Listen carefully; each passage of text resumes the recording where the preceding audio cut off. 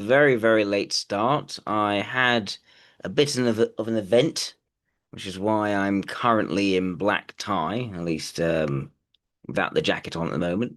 So, yeah, that's why we're starting redonkulously late. But I didn't want to let you guys down. I still wanted to do my weekly celebrity typing live stream. So here we are.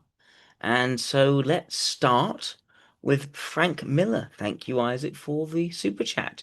If anyone else wants to make a super chat, all you have to do is click the button below. Please make it at least $20 and say the name of the person you want me to type. That's how you can get me to type any person, alive or dead, as long as they are a relatively public figure, so I can find the information necessary in order to type them. So let's start with Frank Miller. Let me just share my screen so you can see what I'm doing.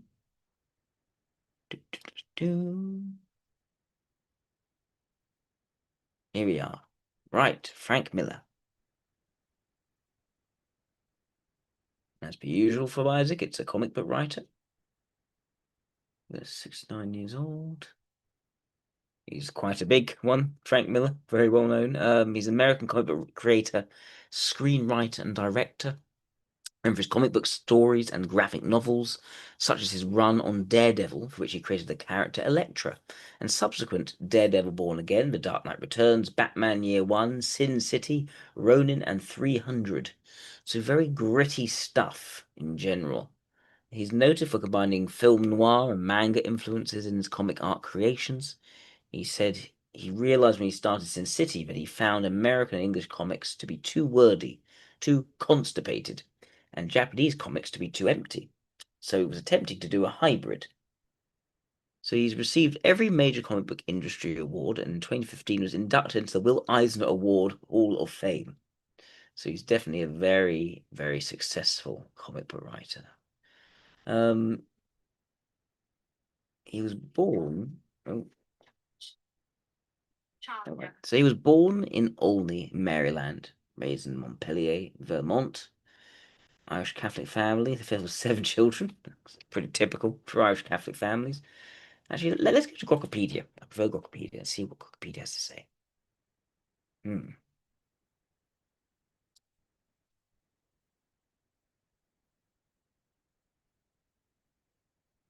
His graphic novel, The Batman, The Dark Knight Returns, co-created with inker Klaus Janson, colorist Lynn Varley, portrayed an aging Bruce Wayne returning as Batman in a dystopian Gotham, challenging the hero's traditional portrayal and influencing DC Comics canon, including the erasure of Superman's no-kill rule in subsequent storylines.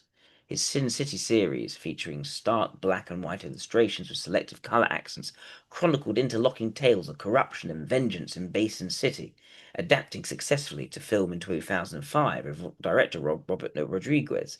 Similarly, 300, a stylized account of the Battle of Thermopylae, emphasized visceral combat and heroism, spawning a 2006 film adaptation that popularized his cinematic visual approach. So yeah, that's kind of it, really. His approach is very, very gritty, very often quite physical, quite violent, quite dark. It's very much a distinct style, you could say. It's not fluffy at all, not cuddly. Um, let's see, he was born in Maryland, as we said, in high school, Montpellier, graduated in 1975. In high school, took a limited number of art classes, but received no extensive formal training in illustration or comics production. Following graduation, did not pursue higher education, instead he focused on self-directed artistic development to prepare for a career in the comics industry. So, right from the start, he wanted to go into comics. That was clear for him. And to build his skills, he studied anatomy, figure drawing through instructional books, practicing extensively with human forms, essential to sequential storytelling. Initially, he wanted to emulate the styles of Jack Kirby and Will Eisner, whom he admired for their dynamic panel layouts and narrative techniques. And as a comics enthusiast from youth, he produced personal drawings and sketches holding a gritty noir inflected aesthetic through trial and error rather than structured mentorship. This self-taught approach, characterized by rigorous practice and limited resources, positioned him to seek professional entry to New York City's comic scene shortly after high school. Okay, so his breakthrough was in the 1980s. He introduced the character Electra Natchios, marking her first appearance in origin story. She emerged as a skilled assassin and former romantic partner Matt Murdock. Electra's arc, across the dead of a run, infused a series of noir sensibilities, portraying Hell's Kitchen's elaborate of crime, betrayal, and psychological torment, reminiscent of hard-boiled detective fiction. It's all very hard-boiled. And yes, there are themes there of fatal loyalty and urban decay central to noir genre conventions. This ninja noir tragedy, as described in the analysis of Mander's work, blends Eastern mysticism with Western pulp grit, elevating Daredevil from standard superior fare to a gritty exploration of personal demons and shadowy adversaries. What else can we see?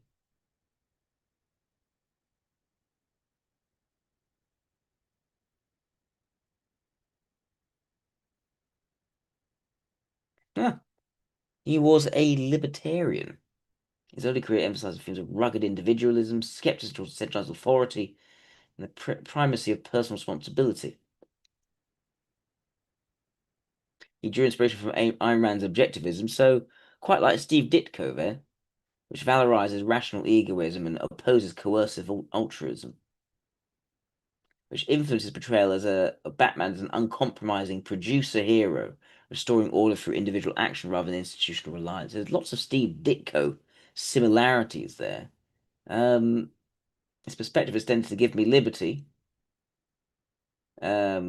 which envisions a dystopian America unraveling from overextended entitlements, ethnic balkanization, and authoritarian responses.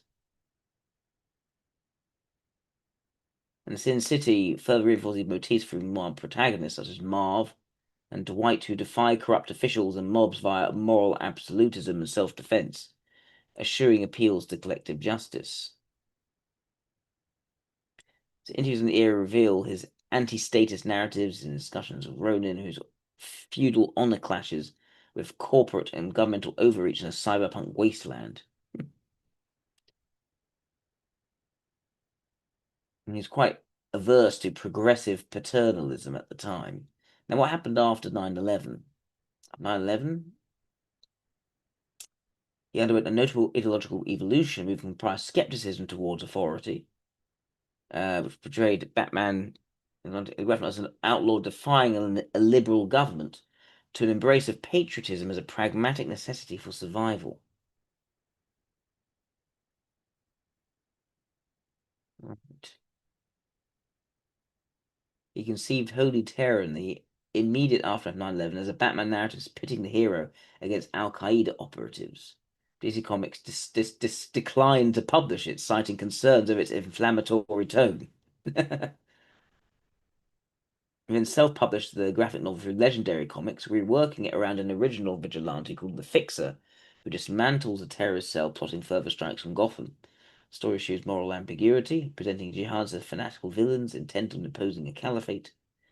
His anti-terrorism position extended to public commentary endorsing the US response.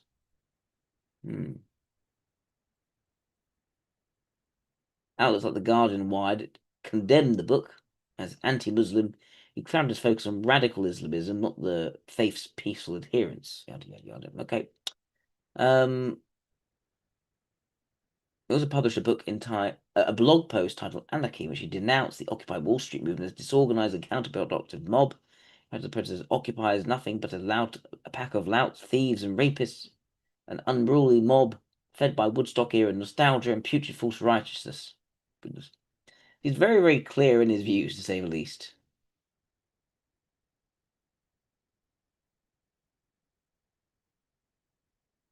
And decades of alcohol abuse. Goodness.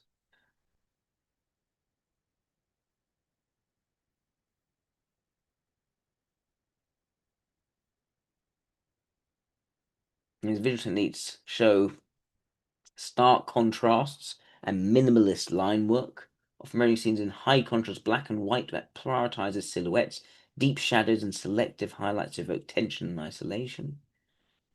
Hmm.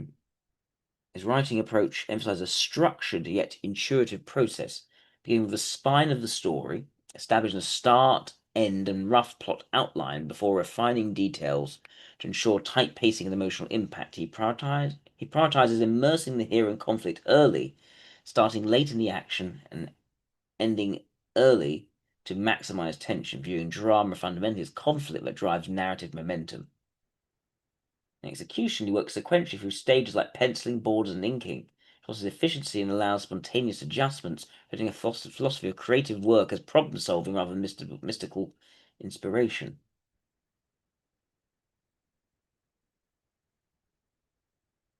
Over time, he has increasingly trusted intuitive nudges from the muse, allowing stories to evolve organically beyond initial plans, as seen in the highly structured tetralogy of The Dark Knight Returns. So he's become more intuitive, you could say, over time, perhaps. Thematically, they probe moral ambiguity and heroism and corruption, portraying flawed protagonists, often tough, resilient anti-heroes who navigate decaying urban landscapes and confront overwhelming personal and societal odds. It strikes me from reading that his characters are tropes rather than and represent certain ideals rather than his writing being necessarily character driven. It seems to me to be more plot driven from the sound of it. They always represent something more than just themselves.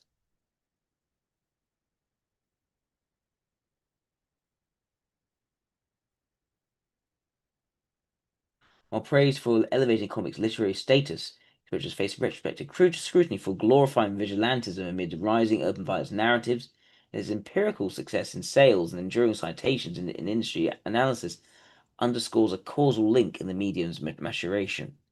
Okay.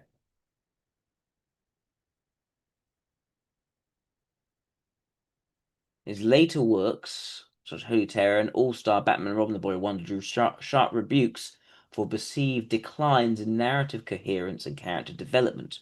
Reviewers labeling Holy Terror as sloppy and surprisingly thin, despite praising its opening action sequences, attributing flaws to its unsubtle portrayal of Islamic terrorism as a monolithic evil. All-Star Batman and Robin face similar criticism for its erratic pacing and unappealing depiction of Batman as a domineering figure, contrasting sharply with nuanced authority in The Dark Knight Returns. Cultural debates surrounding Miller intensified. This is what I mean. I don't think he is a character writer so much as a plot writer, where the plot is about them representing certain themes.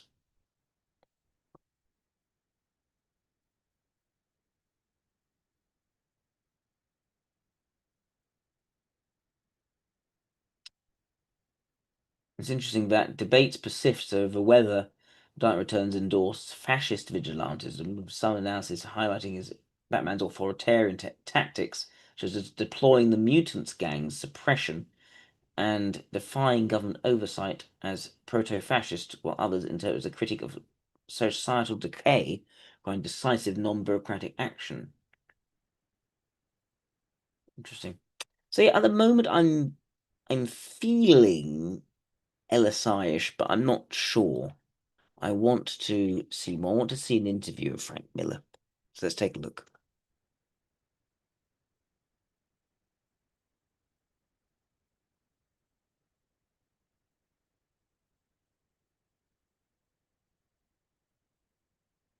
Oh, there's a trailer. What's this? Oh, yeah, he has his own special biography. How wonderful. Let's look at that. From Simon Whistler.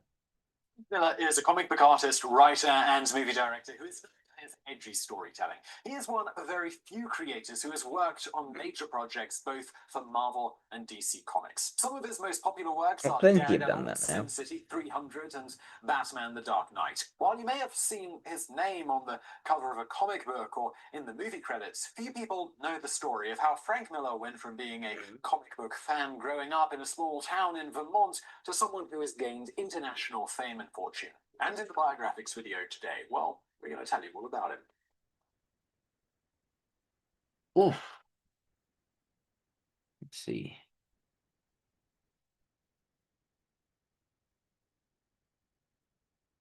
Frank Miller was born in Olney, Maryland on January the 27th, 1957, into a large Irish Catholic family. His mother was a nurse and his father ran his own business as an electrician and carpenter.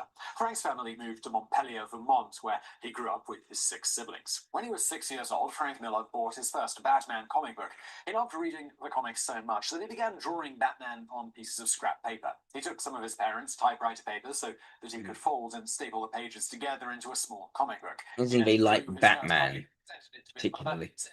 It's what he was going to do, grew up. His father became a traveling salesman, and he would drive back and forth between Vermont and New York City. Frank would go with him on these road trips just so he could look through the big comic book stores in New York and buy all of the different titles that he couldn't get in his small town in Vermont.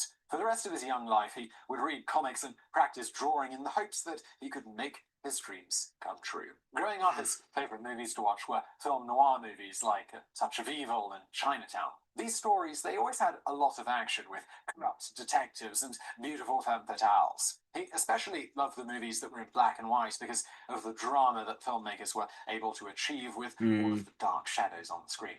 Over the years, he read every comic he could get his hands on. He wasn't just enjoying the stories as a fan, he was analysing both the writing and the artwork, absorbing every little detail. Yeah. He would read very single-minded. Published by Marvel Comics, including one called The Cat, Claws of the Cat, which premiered in November of 1972.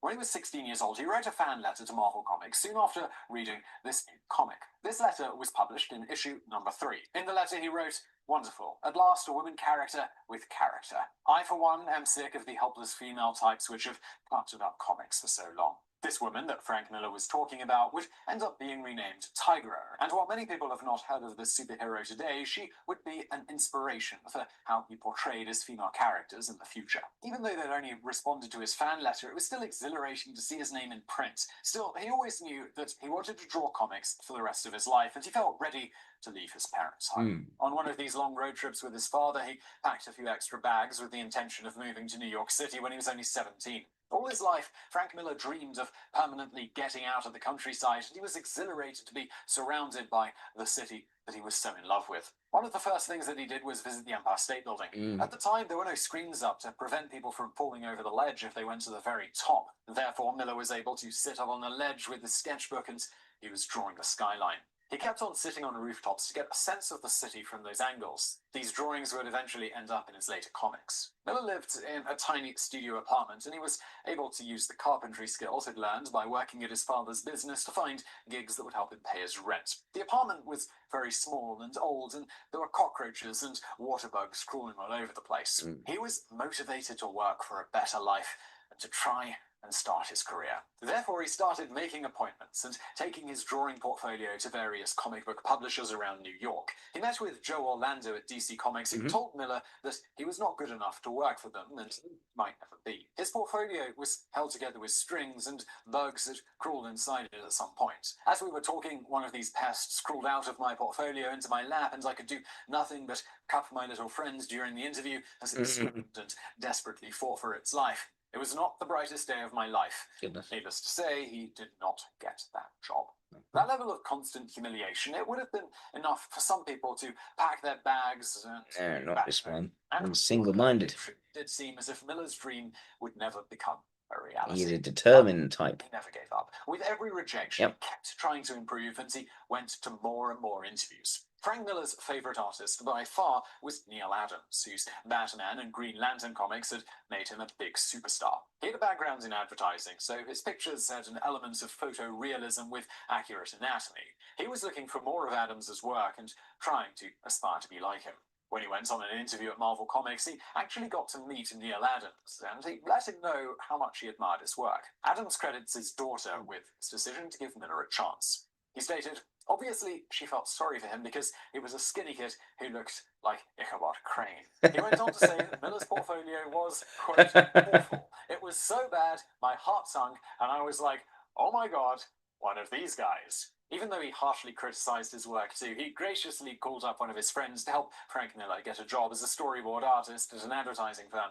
The artwork that was required for these kind of jobs did not need to be as realistic as a Marvel comic book, and this way Miller was able to get professional experience and get tips from co-workers on a daily basis. Now that Frank Miller was a working artist, he no longer had to struggle to find carpentry work to pay the bills. He was drawing for a living, and he was getting better during the process. But he still wanted to do comics. Every time Miller thought that maybe he had improved his art enough, he would go to Neil Adams and apply to work at Marvel again. It took a very long time to truly understand how to improve. Adams would take Miller's drawings and place a piece of tracing paper over the top so that he could draw his own version, showing how to properly redraw the same image. He then pushed the copy paper towards Miller as if to say, try again.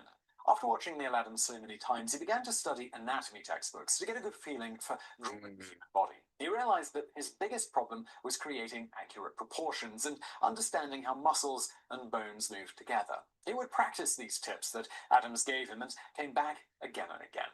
Finally, one day Neil Adams looked at the drawings and picked up the phone to call one of his connections and to get him a job with Gold Key Comics. Adams said, "Whatever you do, don't say that I'm responsible for Frank Miller. I've done the same thing for 100 guys, and nobody responded the way Frank did. Nobody advanced that quickly, and I made it hard for him. If you'd gone through it, you'd have gone home crying." They were publishing the comic book version of The Twilight Zone. There were very few copies made because it wasn't an incredibly popular comic, but Frank Miller was still over the moon because this was his chance to get his foot in the door of the industry. He was so nervous about doing a good job with his first paid gig that it took him 3 weeks to complete just 3 pages. But this was just the beginning of his career as a comic book artist. After this, he started getting small gigs at both DC and Marvel, and had truly begun his journey to success.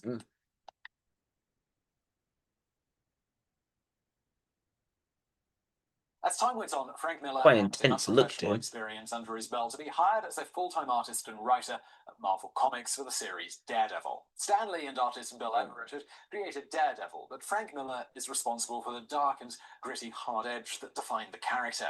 He was able to explore New York's Hell's Kitchen firsthand and accurately capture the essence of this area. Since Miller was raised Irish Catholic, he was also able to bring a lot of the internal struggles felt by Daredevil's secret identity, Matt Murdock, whose religious beliefs stopped him from killing bad guys. At that time, Frank Miller had no aspirations to make original characters. He was just thrilled to finally have a steady job working in the comic book industry. But it was clear that he had a unique artistic style and point of view. He was constantly researching by reading comics from all over the world, and he thought a lot about how he could draw a scene to make the reader slow down and really take their time on each page by giving them a visually interesting world. He eventually created the character Elektra. During an interview, he explained his motivations for creating the character, stating, "Daredevil had a lot of girlfriends, but what about one who can kick his butt?" She became the first female character. Very character-driven reason for creating a character. Film noir movies that he loved so much. She was beautiful, and she couldn't be trusted. She was an assassin, but her love for Matthew Murdock created a feeling of guilt. Sorry to spoil it for those of you who don't know, but we do need to mention that Frank Miller made the decision that Elektra had to die for her crimes, which he did at the hands of the villain Bullseye. Nothing like this had ever been done in comics before, especially with such a popular character. Before this, most characters continued to live on forever, even if they were villains. It was dark, and he showed that he was gearing the series towards adult readers. This also really showed that Frank cared more about the storytelling than he did the popularity. Plenty of fans, they were upset by the death of Elektra, but Frank Miller put the story first without worrying too much. Yeah, story first. Story beyond character as well. The life and growth of the characters. He knew that Matt Murdock would never be able to settle down and have a happily ever after life with Elektra, but they were too in love to ever leave each other. So the only way for him to move on More about the drama would be if Elektra died.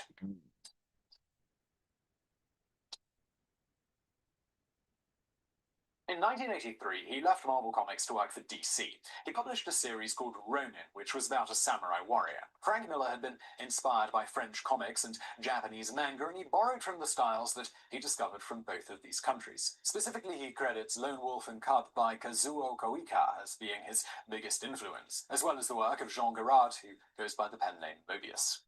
Frank Miller began working together with an artist at DC Comics named Lynn Varley, who inked and coloured the drawings of Ronin. They worked incredibly well together, bouncing ideas off one another constantly. She continued to do the inking on all of his future work. They also fell in love and eventually got married. Sadly, they divorced in 2005. DC loved his work so much that they asked him to write and draw a new Batman series. At first, he actually said no because he respected Batman as a character too much. After all, it was the very first comic that he'd ever read, and he knew that the character meant just as much to millions of people around the world as it meant to him.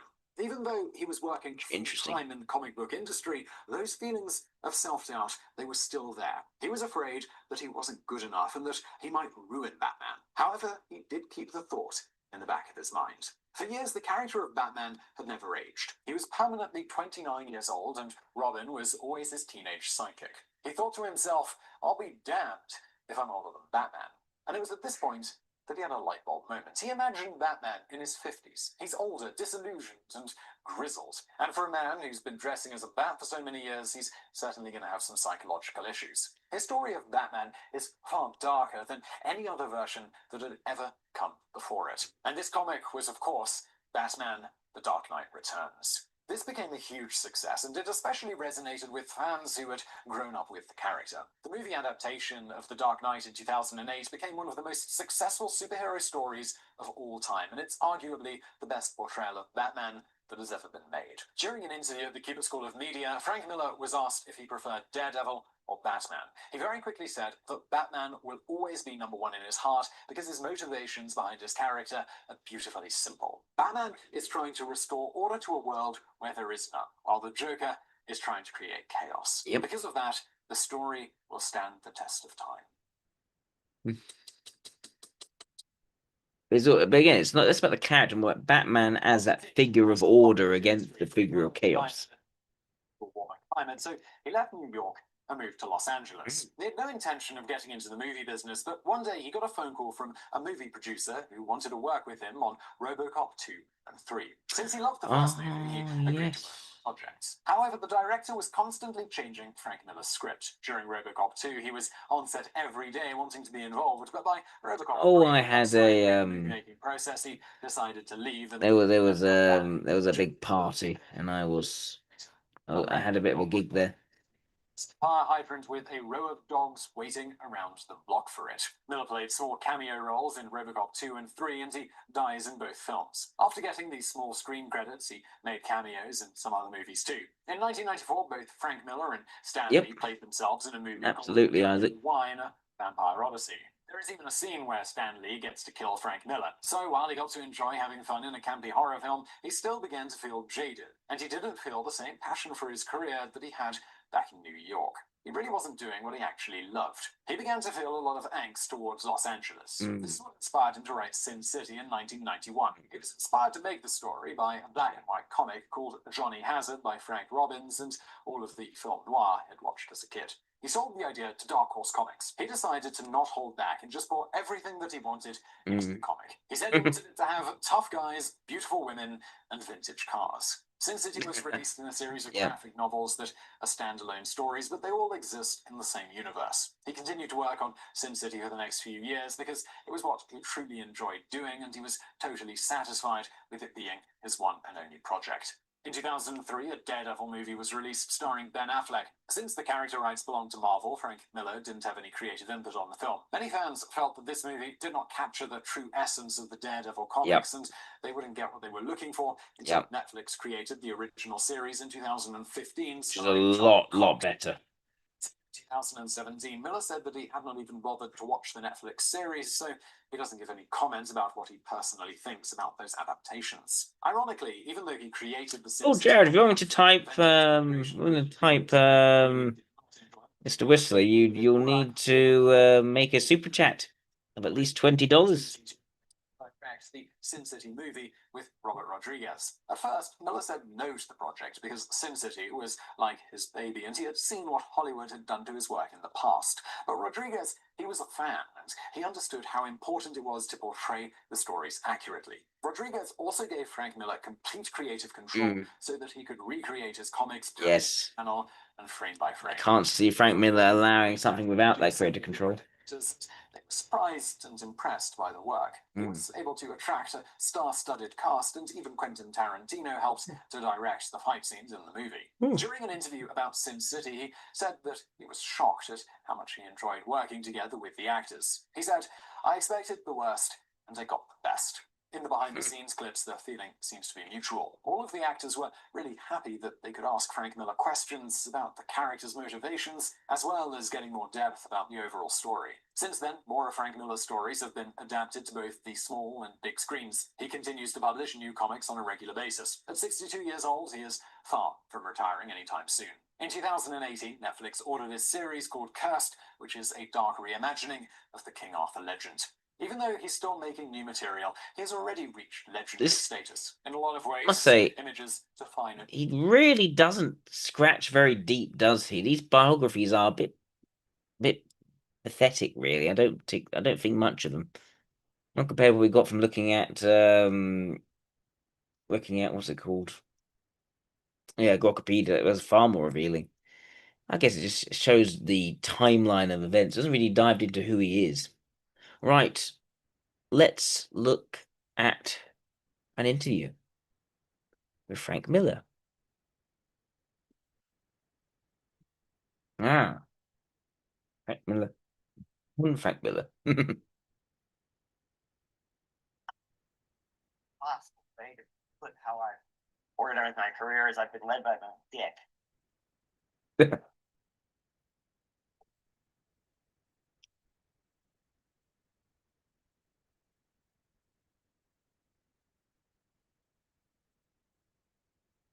I started drawing. It's quite physical, his drawing. He sent my mother a pile of typewriter paper that folded over, covered with drawings, saying, "This is what I'm doing for the rest of my life." When I was 6 years old, drawing has always been part of who I am, and New York has always been an inspiration, even though I was a country kid. And I always knew this would be my home, and I couldn't wait to draw it for real. When I first moved here, I couldn't afford to go to movies. I couldn't afford a lot of things, so I would go up to the top of the Empire State Building, and they had no screens up. So I could actually sit on the edge of the Empire State Building and draw. Then I would go out to South Street Seaport, and I would draw again. And it all represented a breathing, living city. The city is a very vertical place. And as a cartoonist, you tend to be very aware of water tanks and everything. He's aware of aesthetic spaces, and people live on top of each other in room-like environments. So the city lends itself to long structure and physicalities. On or mythical lands tend to be much more horizontal. That's why when I did 300, for instance, I went for a horizontal format. And I knew that spectacle is something that you experience as a human being this way. Whereas the city is something you tend to experience this way. I've devoted a lot of my career to capturing it because it is alive. Every inch of it's alive. Let's get back to Max Gaines. He created the half tab, it's called, the half tabloid, half the size of the New York Post. He folded a newspaper in half twice and said, "I think we got something." And that became the format of the comic book. Now, it adapted over the years through strange printing changes to the bizarre form it is now. It's actually 3 inches shorter than it should be. And nobody knows why, except the racks were built that size. That's how dumb the world of comics is. So much could be done if we just knock all those goddamn racks and boxes down and do whatever we want to do. The 50s have taken their toll on comic book. Everybody took too seriously the rash of censorship.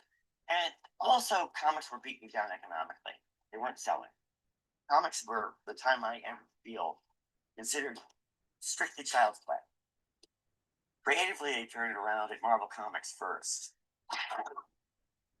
You wake up one morning, and your mom wonders. He dressed a bit like Freddy Krueger.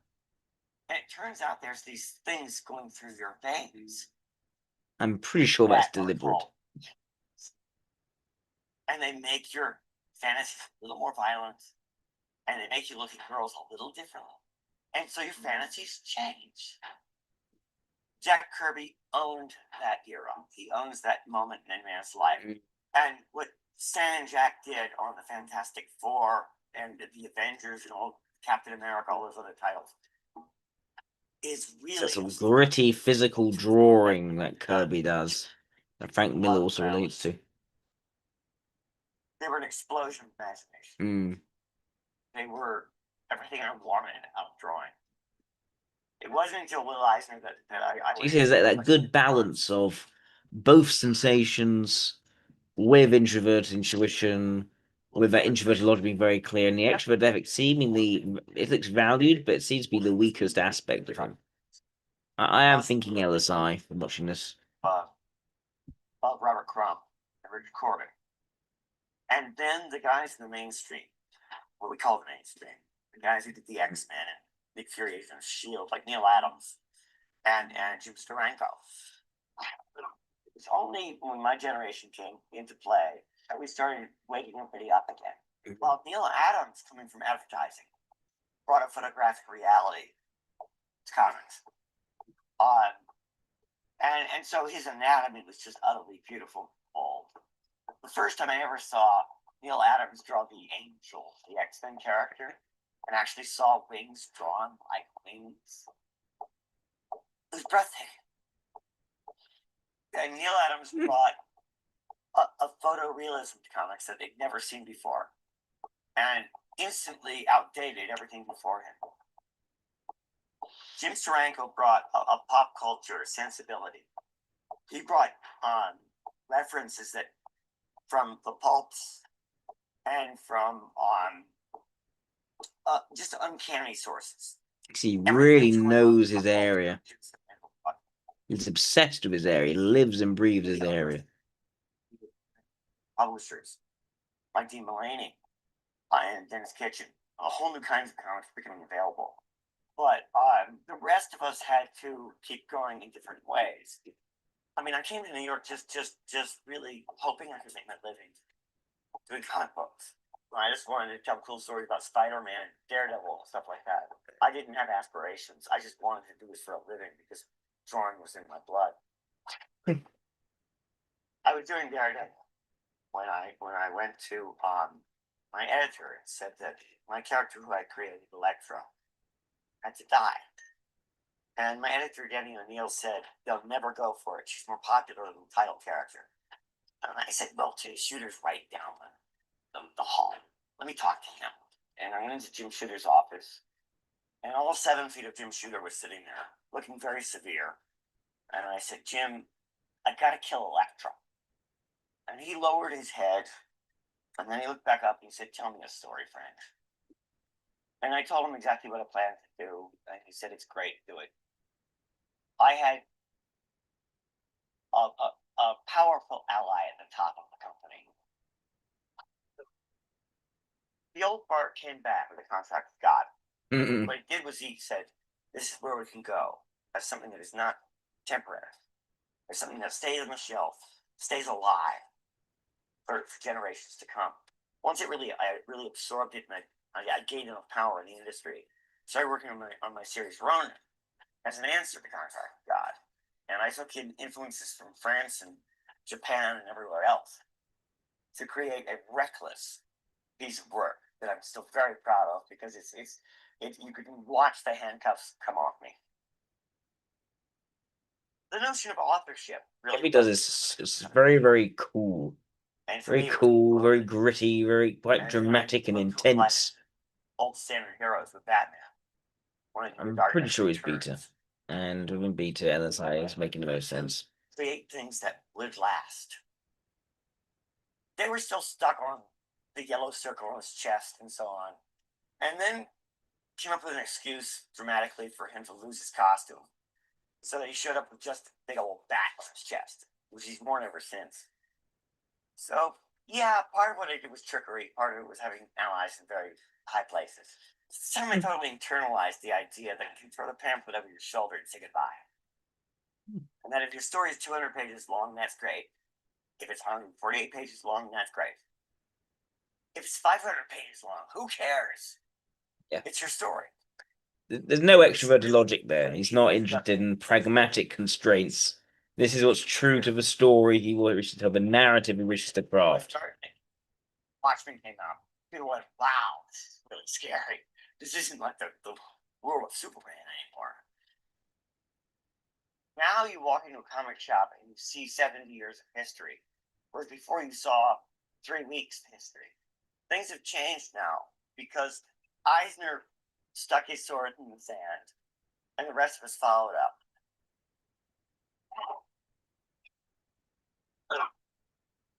I like black and white crime movies when I was growing up, and I love black and white crime movies now. First off, in black and white, they were able to cut through part of the story. Second, how they used film to tell stories in a way that didn't flood you with color, that in fact didn't use it at all, or with detail. Whether a 30-foot room could include only a desk and a lamp and a guy, and you believe it. The thing that people miss is that they went to the heart of darkness, like Dashiell Hammett did, just like Raymond. Again, physical details are very important to him. Very important to him. And showed us all how evil we could be. And then our rare moments. That's how he measures dramatic effect through physicality and detail. It's a world where that makes a lot of sense with Fincher's sensation being demonstrated. Good things rarely, and we are defined by them. I remember when I started Sin City, I realized I had to finally figure out how to draw cars, and so I bought tons of little cars, like Tank and so on. Learning from Jeff Darrow, the Arts of Hardboiled, I realized that the best kind of props were three-dimensional. He taught me that if you want to draw a gun, get one. There's lots of fake guns that don't actually fire bullets. One of the things that I feel is amazing about working in cinema is that there are so few limitations that it becomes dangerous. Working in digital process, for instance, you can do anything. So you have to watch yourself and not do too much. Whereas in comic books, you're limited by the page because the page becomes a statement of itself. Its juxtaposition of pictures and so on is finite. And where cartoonist's worst enemy is time. Because any comic book can be read very quickly. If you know how to slow the reader down, you've mastered the art of comics. Whereas in film, you have absolute command over time. I mean, the viewer has to sit there and watch unless they're going to leave the theater. What else he done? That's what he said.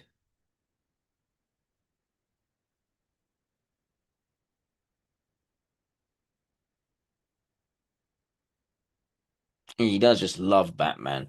He really does. You do Batman right, he's going to be popular. Great character. I was asked by somebody if Batman's like holding a Ming vase. I said, no, it's holding a big ass diamond that you can't break. For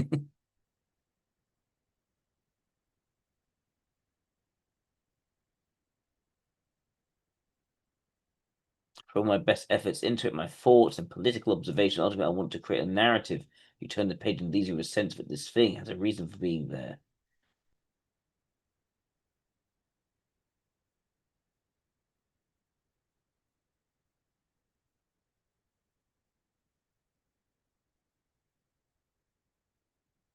Hmm.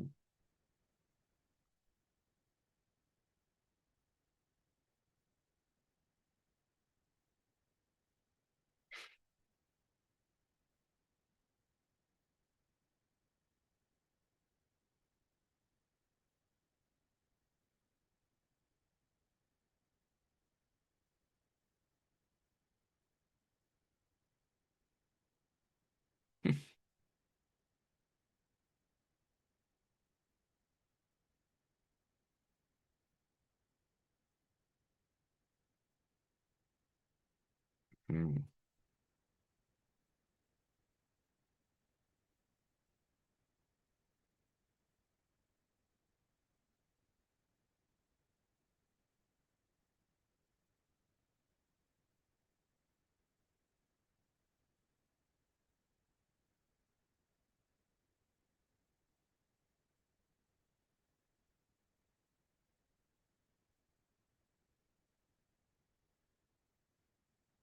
Yeah, I mean his quotes show both, I think, the certain amount of political, um,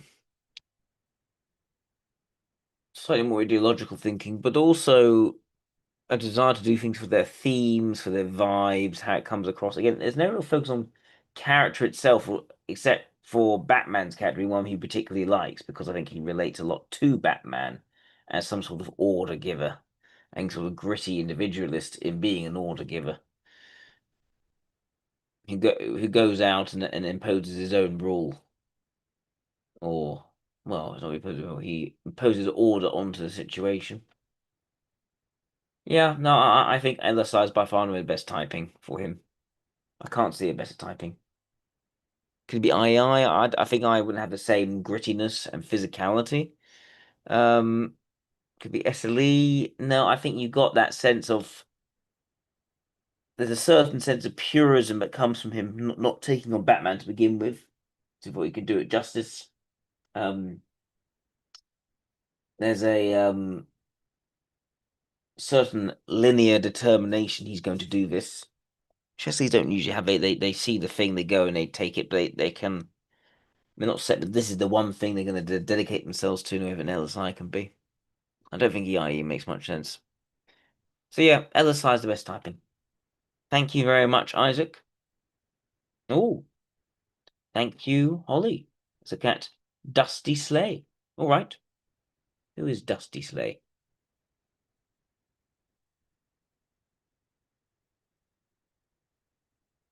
Hmm. Ah, he's a comedian. All right.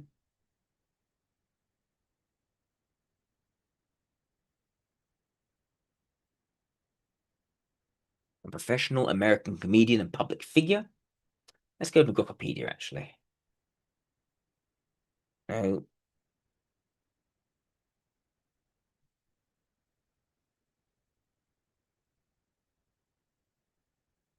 American stand-up comedian specializing in blue-collar observational humor drawn from his working-class Southern roots. Raised in the mobile home community on Lot 8 in Opelika, Alabama. He incorporates themes of everyday struggles, classic country music, and rural life in his laid-back storytelling delivery of affecting jobs he held, such as waiting tables and selling pesticides before pursuing comedy full-time. He became the youngest comedian to perform at the Grand Ole Opry in Nashville, his adopted hometown, with subsequent appearances totaling over a dozen. Hmm.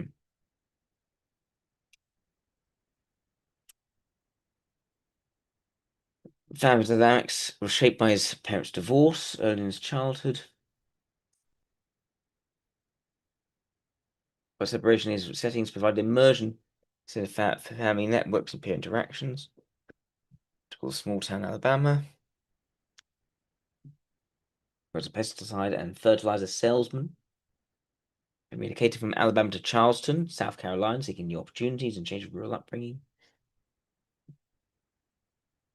The move underscores drive for independence. He navigated initial isolation, need to establish social and professional footing for everyday employment like sales, which sustained him amid his uncertainties of a familiar urban environment. Okay. Let's see. Improv beginnings. Your number of classes at Theatre 99, initially seeking social connections rather than a career in performance. These classes provided. He was initially interested in social connections. It sounds to me as though.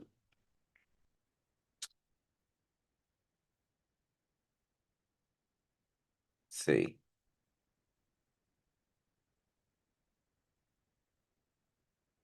So he relocated not with a distinct sense of what he wanted to do per se. He just wanted something. He wanted new opportunities, and he wanted to be sort of independent. And then went to sort of try to build social connections. Hmm.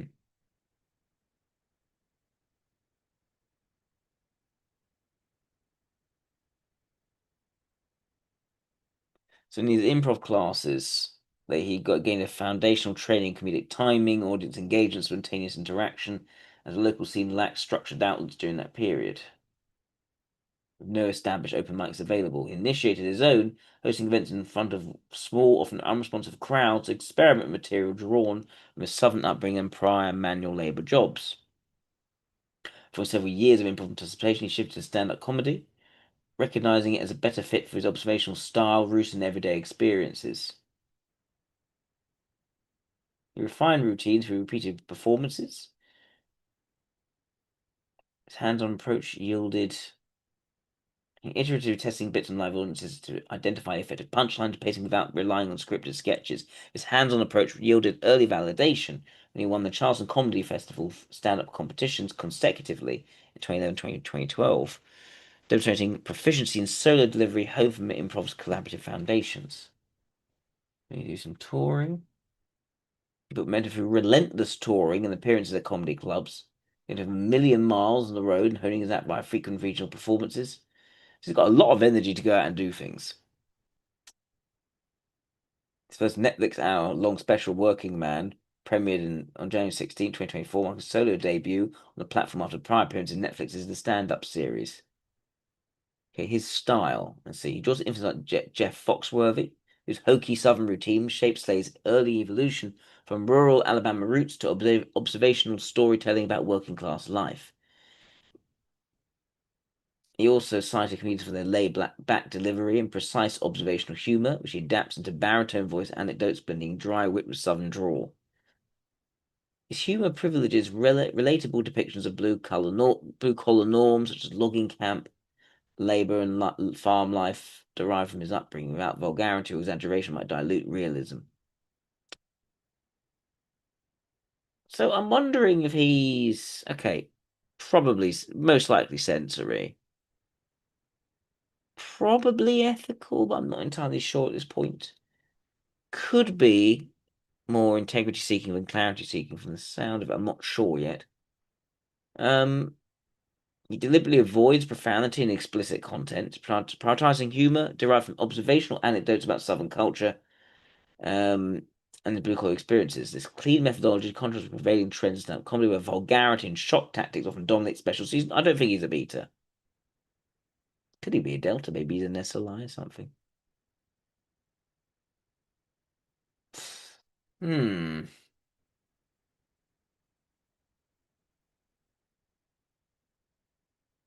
He had alcohol dependency during his early years. He was a total wreck with nightly post-show partying, rendering comedy unsustainable as alcohol impaired his memory of jokes and overall well-being. He quit drinking in 2011 and prompted him to treat stand-up more seriously. He described his Christian faith as a pivotal transformative force in his life, particularly providing the foundation for personal resilience and career advancement. He emphasized that the embrace of Christianity enabled him to overcome profound personal struggles, stating explicitly that he would not be where he is today without it. He integrates with Southern Southern values such as family centered living, moral consistency, full commitment to wholesome content. Okay, it's a good amount of interest and sensation there. Let's take a look at the interview of him. Maybe some of his comedy first, actually. Let's take a little look at this, not long. This one's short. I'm pumped to be here. I'm just pumped to be doing comedy. I used to work at the Western Sizzlin. I don't know if you guys know what that is, but it's like a golden corral without all the class, like a silver corral, like a bronze corral, like an okay corral. You know what I mean? Like it's a. All right, we're having a good time, and I like to tell people we're having a good time. You know, I don't like to ask. You know, a lot of comics come out here and they go, "Are we having a good time?" Not me. I can't risk it. You know what I mean? Okay, all right. I quit that job at Western Sizzlin and I put in a 2-week notice. Not because I'm a good employee, but because that's my favorite 2 weeks of any job I've ever had. You know what I mean? It's worth it to get the job just to put the 2-week notice in. It's like a little vacation right there at the end. It's where I get to say my favorite phrase at work, which is, I don't care, I'm about to quit. A lot of power in those words, you know? Your boss is like, hey, you know, you were late today. I'm like, hey, You know I'm about to quit, right? Yeah, I'll be a little bit late. You know what I mean? I'd like to know who invented the 2-week notice. You know, was it the employee or the employer, right? Imagine being the first, right? You're like, hey, I'm about to quit. Your boss is like, you gonna stick around for 2 weeks, right? Oh, well, you gonna pay me? And you know I'm quitting. Yeah, I'll stick around. Well, I'll do a 6-month notice if you want. I thought you needed me to care about this, John. You know what I mean? All right, we're having a good time. And I like waiting tables. People do weird things in restaurants, you know, like people like to pair up wines with food, you know, and that's cool. But sometimes they do it in weird situations. Like I had this guy go, what kind of wine do you recommend with the fried catfish? I was like, I don't know, Budweiser? Sometimes people come in, they got a real attitude. You know, they come in there in a hurry. They're like, can we be in and out of here in 30 minutes? I'm like, hell, you can leave right now. You know what I mean? Don't let me hold you up. Well, I'm about to quit anyway. You know what I mean? I'm 3 months into a 6-month notice here. My attitude is slipping. I'll be honest with you. I used to work at a seafood restaurant in Charleston, South Carolina. A seafood restaurant called Hyman's, which is that's true. Which is located on the same block as a restaurant called Sticky Fingers. Just telling you where it's at, and not everyone knows what a hymen is, and that's okay. I didn't know what it was for a long time, but if you don't know, just go home tonight, look that up, enjoy that joke on your own time. You know what I mean? Just saying, it's a tight joke, and he's very sort of chill, laid back. So that's a good right. That is a good joke. It's owned by a family with the last name Simon. Let's see what he's like in an interview.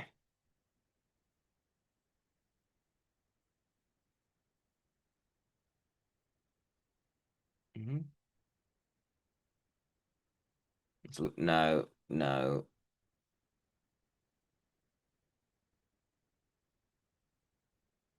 This might be good.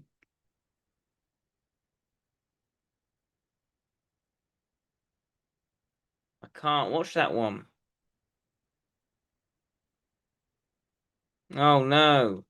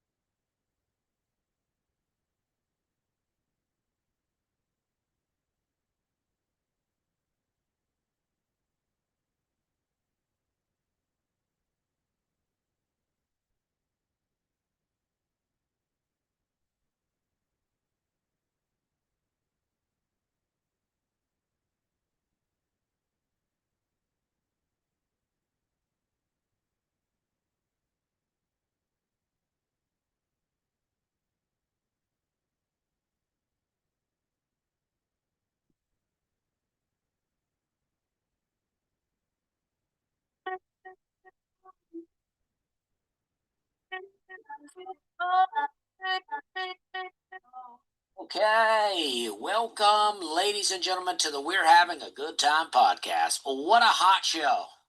What a hot show indeed. Actually, I don't know what I'm going to talk about, but thanks for joining me. Thanks for being here. That's what I'm talking about. Just another good day. I went in this morning. I did a little morning TV for the Public Figures podcast. And I'm very appreciative. I love when people let me be on TV and let me be on the radio. I don't know what the future is of local TV and of local radio anymore But the lady that does the local TV, very nice, and I'm very very thankful to go in there.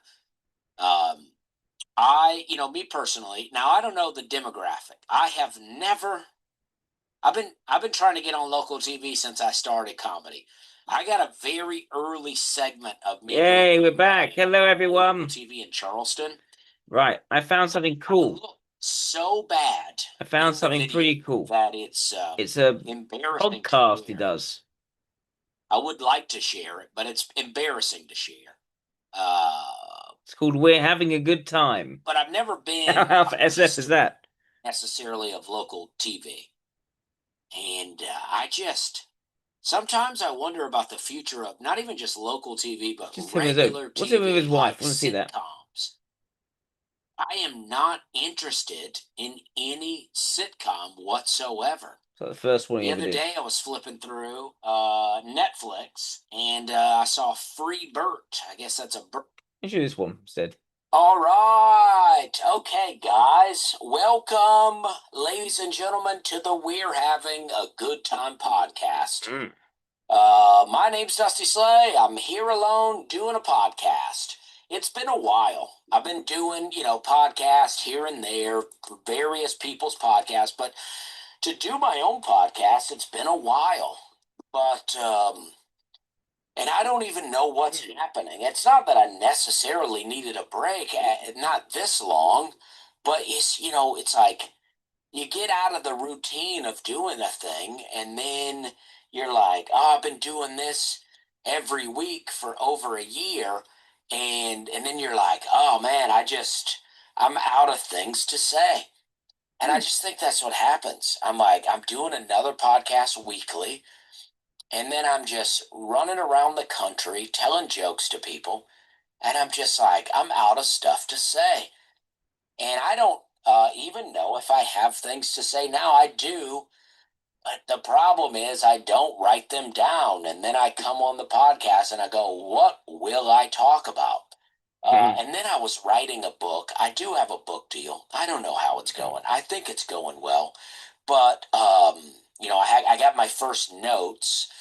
But for a while, I was writing this book. So I was writing all these stories about my life. And I'm like, well, now those stories are on my mind. But I can't just tell the stories if I'm writing them in the book. And that's the problem with the book these days is, well, first off, I don't feel like anybody's very chill. They would read my very book. Chill. In general, I think we're at a place where people are not reading that much. And then, I've told so many stories, but I really found that I liked writing this way. I'm getting to dig a little deeper into things. I'm leaning more FBI at this point. Necessarily stand-up stories, but are still fun. So I did that. And then, I fly more now. I'm doing less shows, but I'm flying more. I'm doing theaters, which I think I like, but I'm not sure.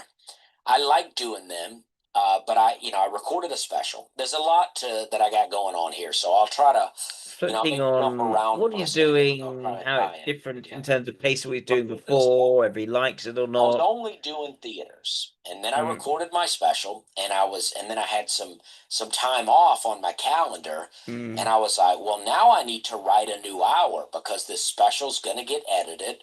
And once it gets edited, it's going to go somewhere. I hope Netflix. I don't know where it will go. And so it's going to go somewhere. So I need new jokes. And I'm not at a level where I'm not selling out all the theaters that I'm doing.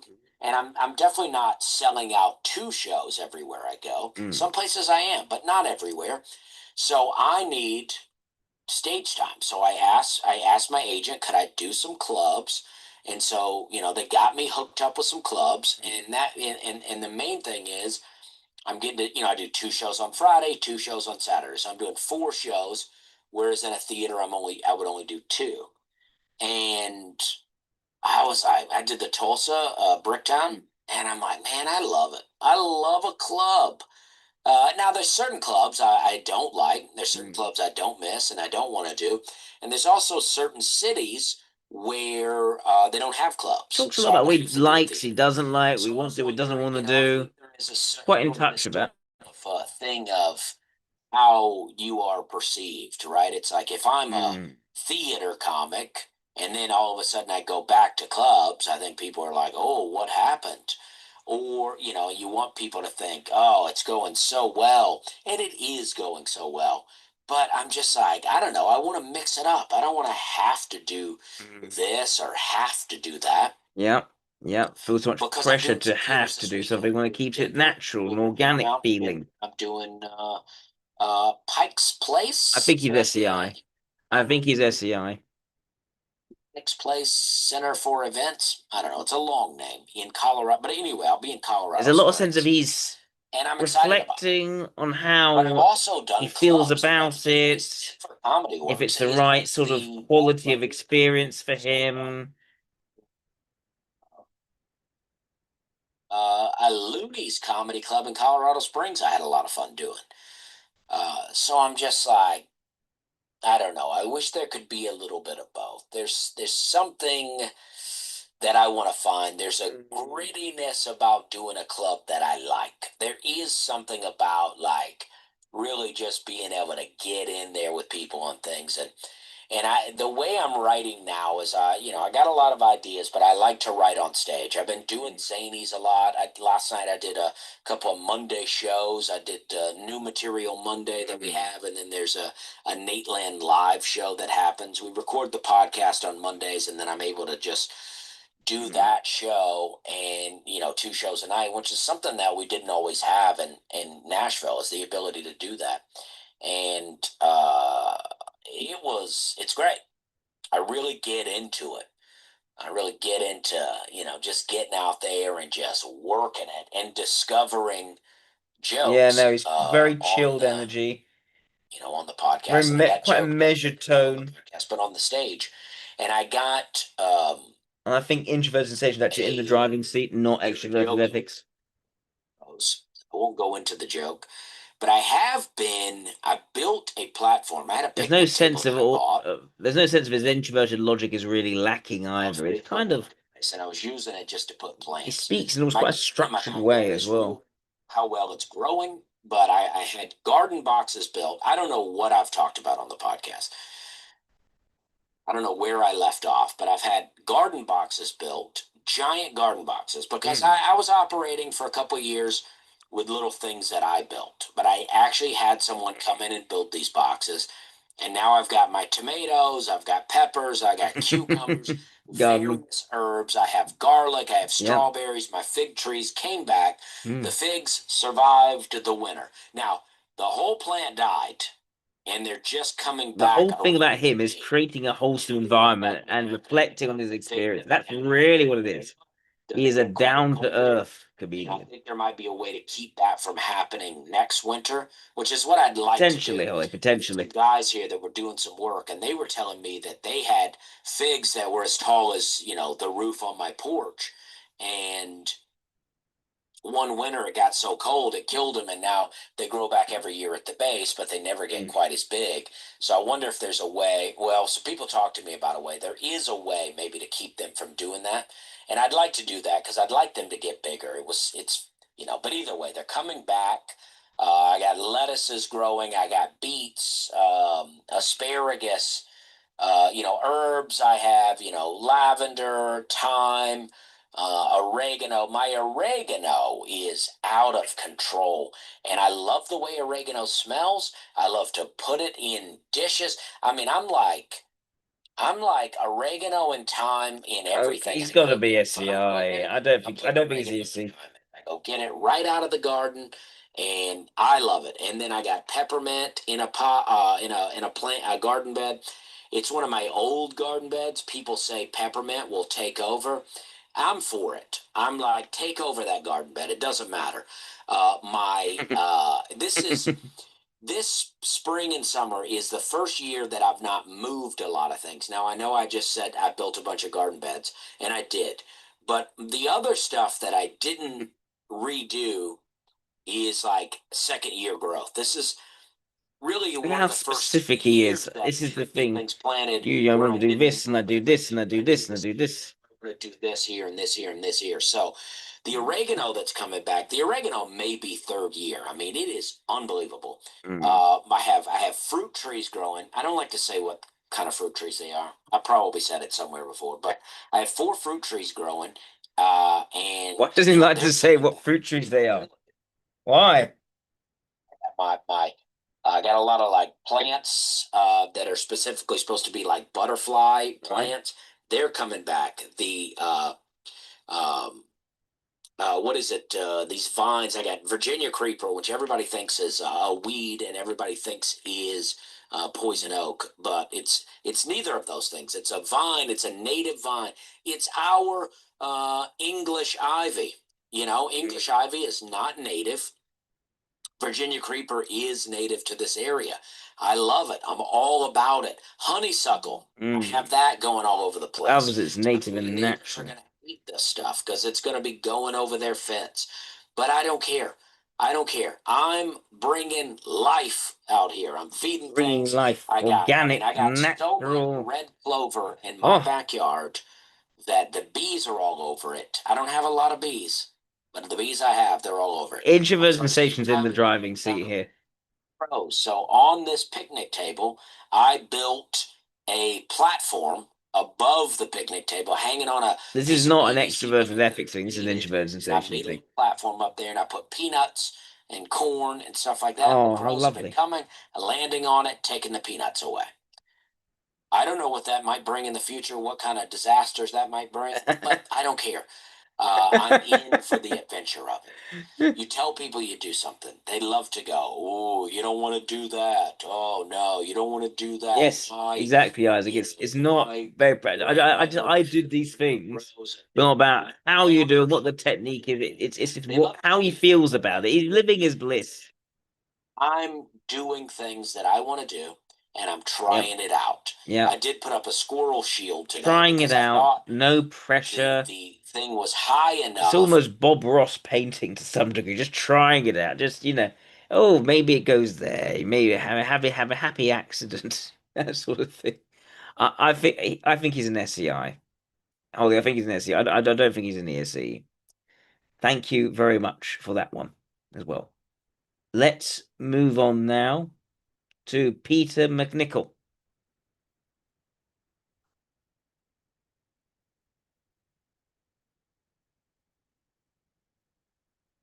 Who is Peter McNichol? An American actor. Ah, I know who this is. He was in Mr. Bean. That's where I know him from. Yes. Peter McNichol.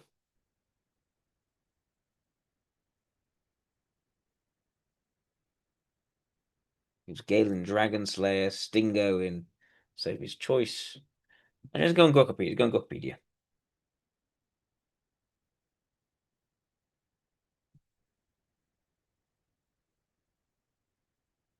It's a very interesting choice. I like these interesting choices.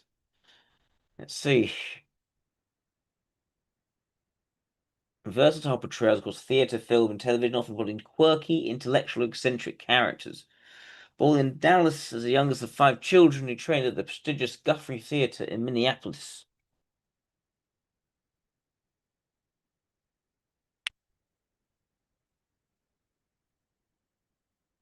Honing his craft in the regional theatre before breaking into professional acting. His career spans over 4 decades with stand-up roles that earned him critical acclaim and the Primetime Emmy Award, establishing him as a reliable supporting player in both dramatic and comedic genres. He's known as his role as the socially awkward attorney Alan Birch from the medical drama Chicago Hope.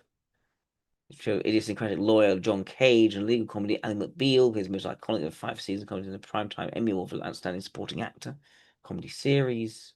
Played mathematician Dr. Larry Fleinhardt on Numbers, and political operative Tom Lennox on 24, demonstrating his adeptness at blending intellect with intensity. He's also from Veep.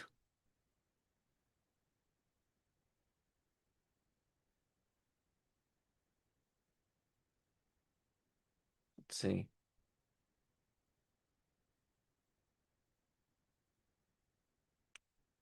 Brave role came in Sophie's Choice, where he played the aspiring writer Stingo, opposite Meryl Streep's titular character, earning critical acclaim for his sensitive depiction of youthful idealism and emotional turmoil.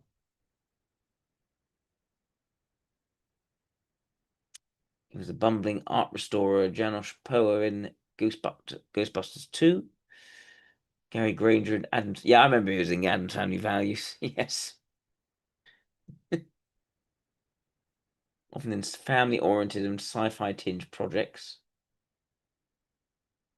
Often embodied neurotic, bookish figures in both comedic and dramatic contexts, contributing to a versatile resume that composites television work without overshadowing it. I think it's safe to say he's not a high extroverted sensation person.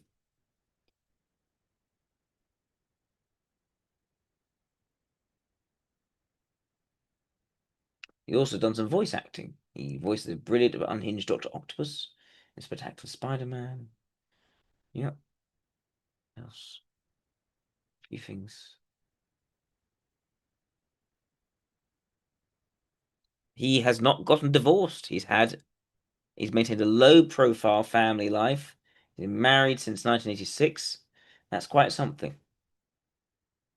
He deliberately avoids tabloid attention, stays clear of media discussion about private affairs, about his career, rarely deals in personal matters, instead emphasizes his professional journey and dedication to acting. He's happy to be quite family-oriented as well. If I had to do an initial guess, maybe EII, but I'm not sure right now.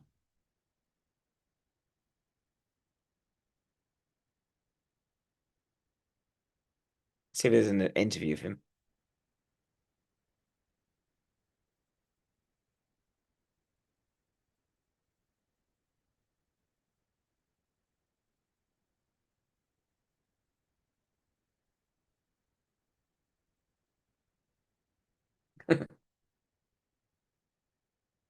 Oh yeah, let's take a look at this just briefly. This is Mr. Bean. Where's the picture gone? Oh. What?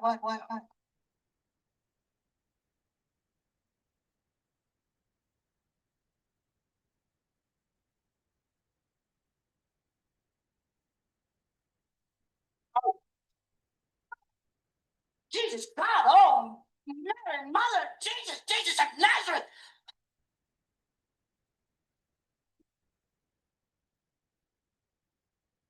Why are we worrying about this? You did it! All I have to do is go out and tell them what happened. Well, who let them alone with the picture? I say me. They say we have fire. I say fire. No. Then they say firing is not enough. Let's prosecute you for negligence.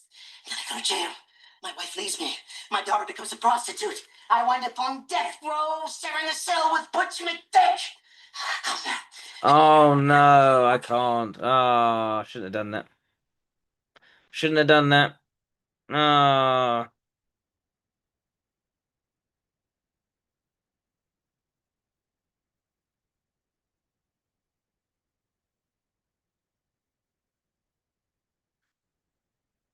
Oh, interview with Peter McNichol.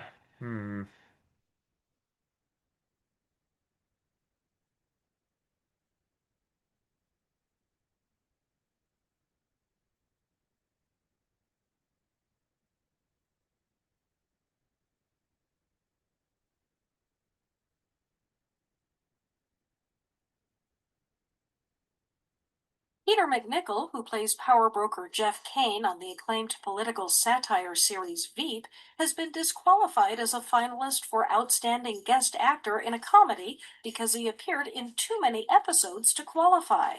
The Television Academy dictates that an actor must appear in less than 50.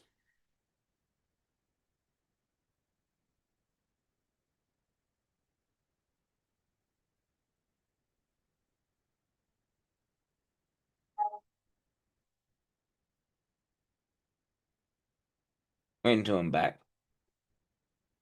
Then we shall see.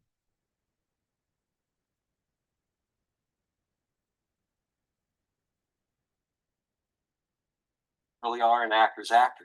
You've done it all. I mean, Yeah. everything from Shakespeare in the Park to Even radio. You can add radio to that. right. Cartoon voices. Didn't I see that also? I've done cartoon voices for a very brief time. National Public Radio experimented with live drama on the BBC model, and I did some of those back in Minneapolis, St. Paul. So an awful lot of success. Does this mean you're abandoning your dream of being a paleontologist? Because I understand that was an early. That's actually a true story. I thought it was going to be funny, but hey, you never know. Yeah, that was a high school dream. I was as a kid, I used to collect rocks, anything that was interesting, anything that looked like it might have been early life. I would collect these things and put them on a card table and identify them as things like swam in ancient seas, probably a meat eater. Watch out for this. When was it that you really started to know that the acting was where you were going to make your mark? Or that? Well, I'm just acting from. I feel you're not included. We'll open up a little bit. Yeah, absolutely. Yes. There you go. Good.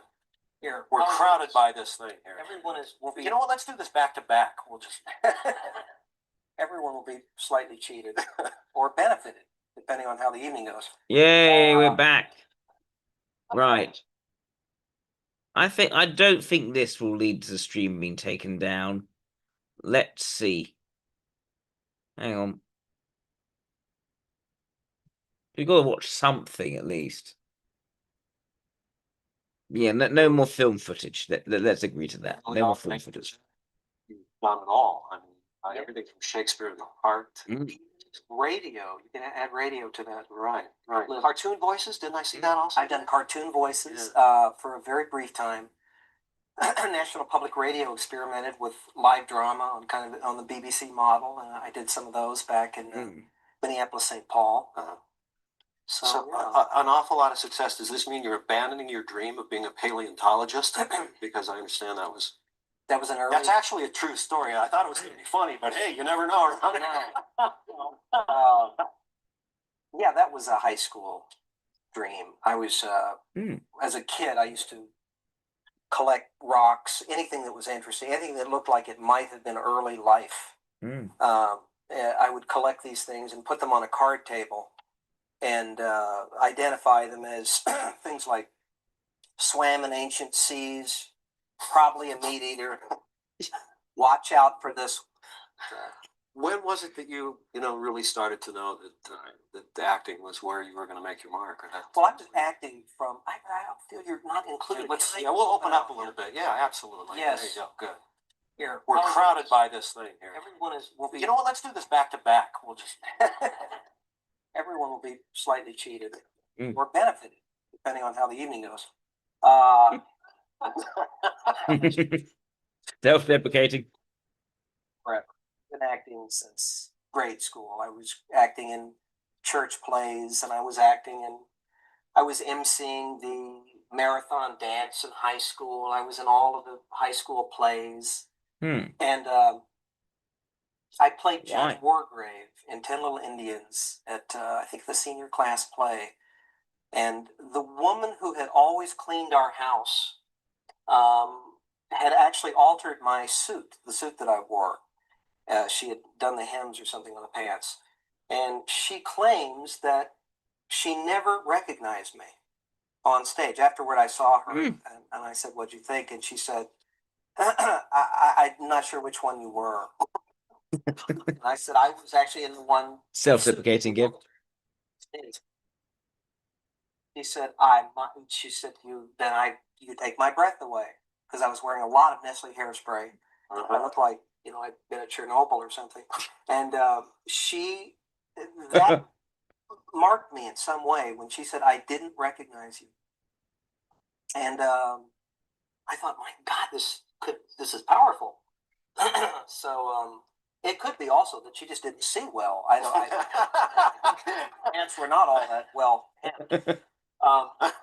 But then definitely a quirky sense of humor there. And I went into I think it was said I grew up in Dallas, and I went to the teen acting program at the Dallas Theater Center, which was a Doesn't want anything to really sound too grandiose or important. teachers who had kind of fallen off the train somewhere. I'm not sure where, and wound up here and were teaching us. I don't know how to walk across a stage in a way that looked not manly at all, but I kind of floated. We learned deportment and we learned end consonants, and that's all I remember from that experience. Then I went to the University of Dallas, and while there, I was kind of filtering into community theater and the Dallas. What's it called? The State Fair, the Texas State Fair had a big band shell, and they would do classics, and they brought down some. They brought down some actors. We were doing Othello, and the director was named Stockton Briggle. You couldn't make that name up. It's too Dickensian. And he picked me out from this crowd of hopefuls and gave me a line. The line is literally, I think I've heard this joke before, but I swear to God, this was my line. What ho, a sail. And I worked that line over that run. I found diphthongs, triphthongs, just the phrase, it got Byzantine, the kind of phraseology I was giving it. And the wonderful actor Earl Hyman was playing Othello, and he was so magical. This huge African-American, glorious actor with this beautiful voice who had moved out of New York City at the height of his career. He'd been playing on Broadway in something called Mr. Johnson, and he moved to Norway, and he became their premier actor at the Royal Theatre in, where would that be? I suppose that was Oslo? Not Bergen, but Oslo. And before the show each night, he read out of a Norwegian Bible, and this man just fascinated me, and I got the job of driving him around. It's an interest in certain people. Got one of those pathetic air freshener things. They overpower so mightily. And I drove him around, and he told me about life in the theater. He told me about all of my idols, some of whom he had known personally. He'd known Gielgud and Guinness, and I let him know of my dreams. I had a huge box, a department store-sized box from Sanger Harris department store, which was then in Dallas. I worked in the pet shop on the lower level. And I had been collecting Alec Guinness memorabilia, and I had just a trove of this stuff. And I told him I wanted to go and meet Alec Guinness. He warned me that, well, he's an intense. Getting attached to certain people. But he was then playing at the Lyric Theater in a play called. Also, Alec Guinness, who was very very versatile actor. Quite restrained, typically nuanced. Alec Guinness, which was, How old were you when you met? Let's see, I guess 18. And I met Paul Schofield, who was in Christopher Hampton's Savages, and I met Olivier and Constance Cummings, who were in Long Day's Journey into Night, and I was just hanging around the stage door like a moth, around a bulb or something. And they all deigned to say hi to me. Some of them were wonderful. Some of them were merely, cordial. But I was drunk. I was drunk on this.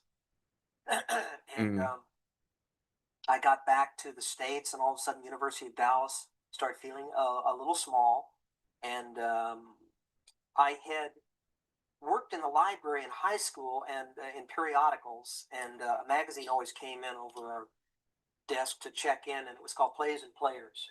And it was a British publication all about life in the theater and all the British stars. And I thought, that's really the model for me, the British, the repertory model. So I thought in my head, how do I get into a repertory theater?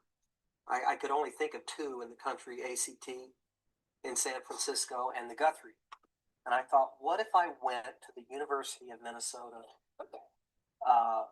Maybe I'd be in a play, and maybe somebody would come to see me from the Guthrie Theater. I mean, it was this primitive thinking that actually sent me going off to the University of Minnesota, where I got to play nothing. Nothing. Just sit. And I learned later, there's a terrible thing that goes on in the university system in this country, which is that all of the good parts go to the grad students, the grad program, and the rest of the undergrads get. Well, I was offered part of Dusty in Summer and Smoke, and I think I one point bring a julep to somebody, and I said no, I think I'm not going to do that. I'm going to look for a job with community theater, and that's what I did. I played a 65 or 70-year-old man in the Plow and the Stars, Sean O'Casey's Plow and the Stars. What was his name? Maybe it was Fluther or something. I can't remember. And the university heard about this, and they called me in. They said, "We understand you turned down the part of Dusty, and you're making a problem for yourself." And I said, "Well, I mean, why is that? I mean, surely it's." He didn't read the power dynamics at all. It's just a julep on a tray. What's the problem? But they said we can make your life very difficult for you. Yeah. Right. He was blind to the power dynamics. Get from Emily Mann. Maybe some of you have heard of Emily Mann. So naively thinking he should take this role. She offered me she saw me in that play and offered me the part of a 70-year-old in The Birthday Party, Harold Pinter's Birthday Party. And again, with the Nestle's hairspray, out that came. And I tried to work some collodion. Have you ever used collodion? You can make scars or wrinkles, and often they look, well, they're indistinguishable if you're doing it wrong, and I was. Despite the poring over the Richard Corson makeup book, which I love. Again, the self-deprecation. Does not like this photo at all. The wrinkles were going laterally, and it was just hideous. I looked like I had elephantiasis. Anyway, she gave me this part. I think the EII hypothesis is getting stronger. None of them would see me in the play. None of them would talk to me after the performances. But somebody from the Guthrie saw me. In fact, two people. Someone named Stephen Caney, who was an associate director at the Guthrie Theater, and someone else, Bill Ball, I think was his name. And they were very encouraging and said, come and audition at the Guthrie. So the thing was paying off. It was paying off. So I went and I auditioned with, I used Richard from Our Wilderness. I used that I think I used it last year. I used Richard from Our Wilderness forever. This little thing down at the boathouse where he's mooning over some woman, and I can't remember the other piece I used. Well, it would have been in classical. Maybe it was Romeo or something. And they said, "This is wonderful, but we have a juvenile kind of young man that would be playing the parts that you'd be right for." And that guy's name was John Pillmeyer, who some of you may know is now a playwright. He wrote Agnes of God. I don't know what all. He's also a very fine screenwriter, but he was smack dab in my way at the Guthrie Theater. So I thought, well, I'm going to try for the theater school of Canada. I'll see how that goes. And I went up to Winnipeg, which is where my audition was. So, and do you know how you in his way, he goes elsewhere. Together cosmically, there's a wrongness. There was such a wrongness when I went into that room. Cosmic wrongness. One of their supreme actors was there, and who was the introverted intuition. She's just as well known there in Canada. I sat on a stage that a set amongst set pieces that we're really using for a play that night, and I sat in a chair and I was doing Richard, and I was kind of mooning, and I leaned back, and the chair snapped in two. And I don't even know that we said goodbye. All of a sudden, I was just on this flight heading back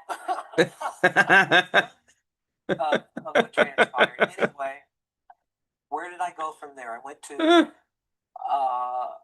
somebody said, why don't you take an improv workshop at the Dudley Riggs Brave New Workshop in Minneapolis on Hennepin? And I So he's did. got the introduction. It's just not the driving thing for him.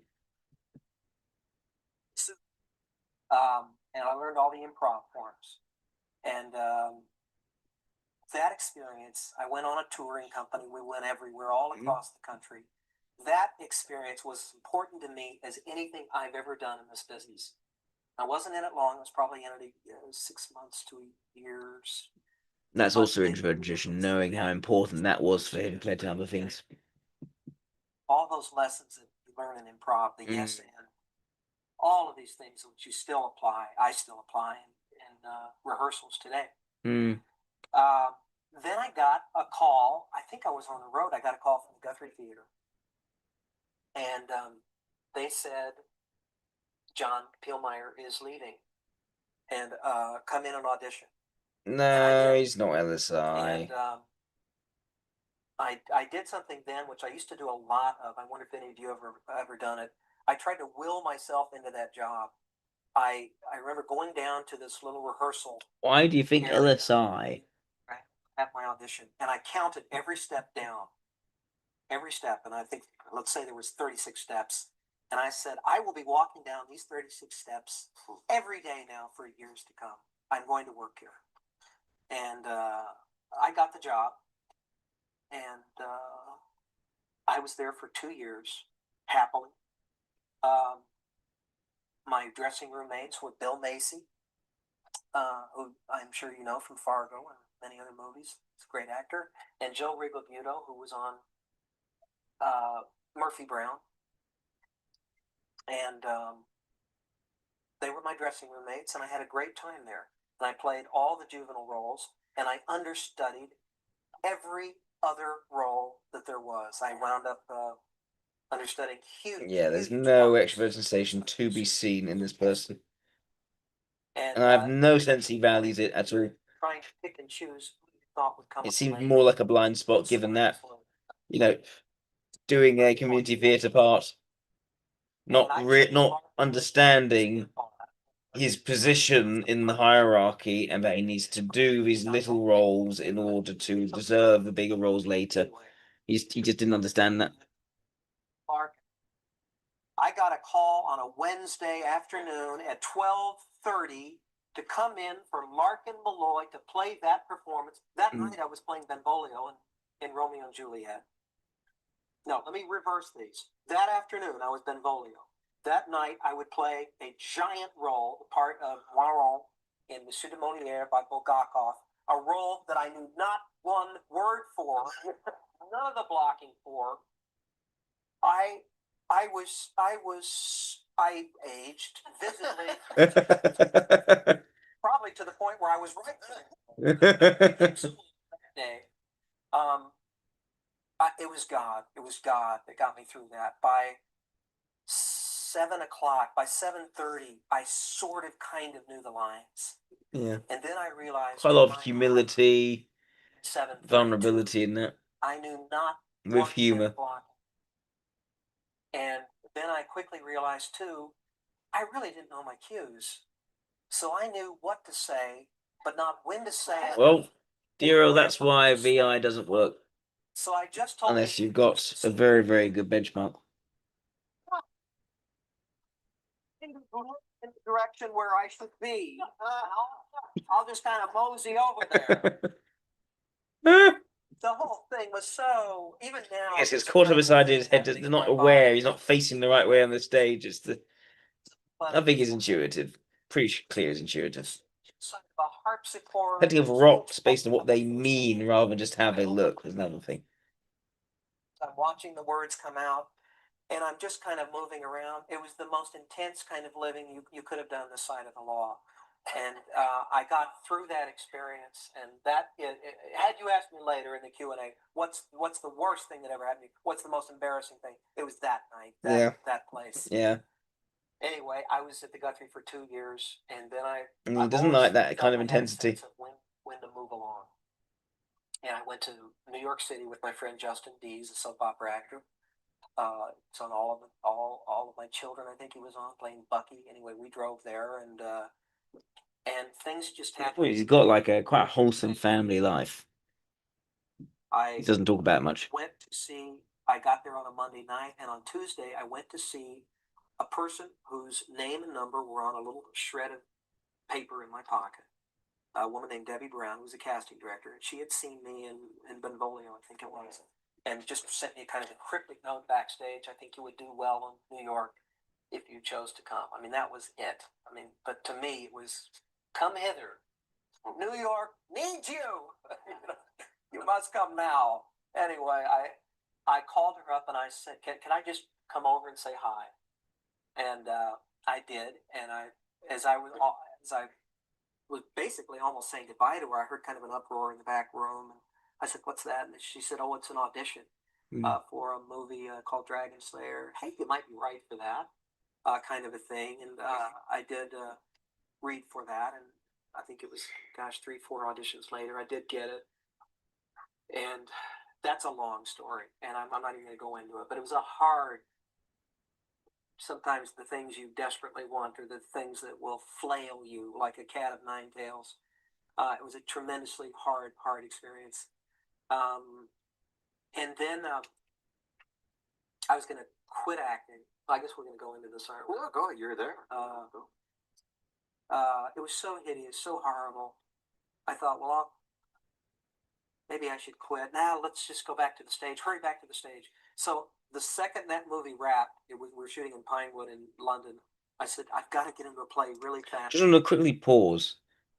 He really liked British repertory as a style of theatre. What that is basically a system where a resident company of actors performs a revolving schedule of different plays, historically producing a new show weekly or fortnightly. So, key thing there is it's an approach to acting, which the British started, where it allows lots of growth, lots of variety. Yeah, so essentially the model largely transitioned out of that from producing houses with permanent companies to receiving houses, hosting, visiting productions. It comes at National Theatre and Royal Shakespeare Theatre, still use repertory systems. So the idea that you are a team of people, you all know each other, you know each other very well, you're quite tight knit, and you put on lots of different shows, and there's almost a rotation of different shows that you're doing. So emphasis on close relationships over time and variety of what you're doing. So yeah, that's I can see how that would appeal very much to a Delta, if anything.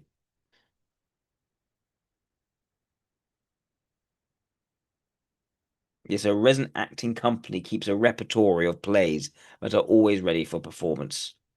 And yeah, I guess the why British versus what? What is the opposite of British for this? Versus European. True European repertory involves keeping a large permanent ensemble to maintain a repertoire over several years, whereas British repertory often rapid weekly changes of plays to maintain audience interest. So there's variety, there's things going. It's not you're set in for this thing and that's all you're doing.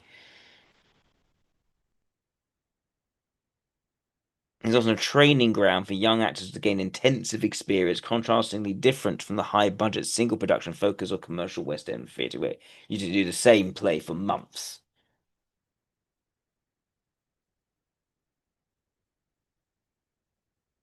And it's different slightly to weekly repertory, which is a specific high pressure, fast turnover model in the 20th century to make theatre affordable or sacrificing long term planning for true repertoire. Right, that's just rapid and tactical, you could say. So it's yeah, I can see how it definitely would appeal to a beta. This is sorry for it to a delta, rather than becoming the or originating a key role and becoming very much known with that role. and really diving deep into that. It's far more about learning your craft, learning different skill sets, chopping and changing in different situations.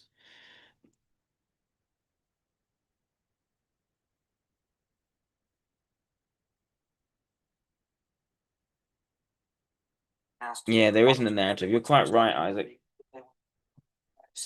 He's just relating what happened. And Debbie Brown had told me about this agency. They were very small. They were called Sames. So you can see the IE, maybe. I mean, he seems kind of. Went over there to meet them, and they said he's reflective. He's quite grounded at the same time. He's got quite a wholesome life. Comes along. Private life doesn't go into much.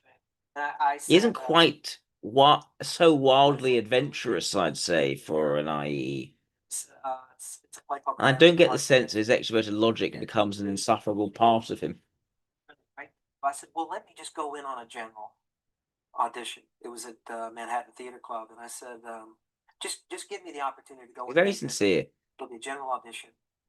Nothing harmed for you, and I promise you I won't embarrass you. So I went over there, and here's where weird little things happen in life.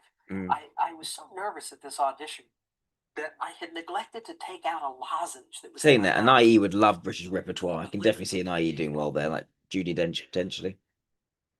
And I was just, I was stuck with it. It was huge. It was one of those big, like quiet theaters in the in the lobby. It was just huge. You couldn't get around it. You couldn't put it under your tongue. I was having to deal with it. In the scene, I took it out of my. He's just going through his unfortunate experiences and talking about his experiences, now he feels about it and how uncomfortable it is. Yeah. And they said something like, let's get the lemon drop guy back. Beth Henley was terrified. This is a secret. Steve Tobolowsky was her boyfriend. He was going to play the role, I learned later. He had played it in St. Louis and somewhere else, and it was his role. It was going to be his. And so she was horrified to think that they might be interested in me. I got the job.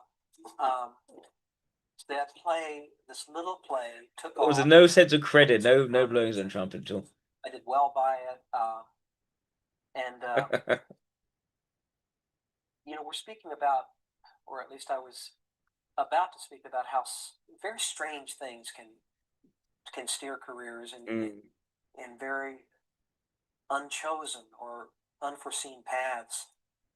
The reason you and I are here tonight in a very almost demonstrable way. Can you imagine him being what's his name?